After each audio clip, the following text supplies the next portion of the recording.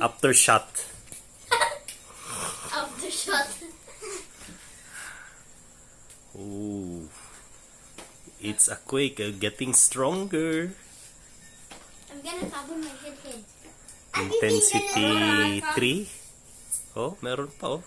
That's an aftershock. Lakas. Akala ko doon sa chair ko na naman. Sabi ko kay mama. Uy. Uy, come! Katawa ko siya. Let's go underneath! Meron pa oh. Malakas rin oh. So palagi ang ginakwento ko sa kanila is anong movement ng earthquake. Kanina kasi forward, backward. Ito ngayon tingnan nyo, circular. Pabilog. So yan ang tawag ko na depende sa movement ng earthquake.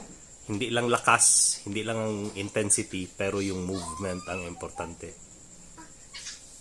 Okay, wala na. That was 1 minute. Pero And okay, pahina good. na. I'll take up. Right, peace. Be safe, everyone.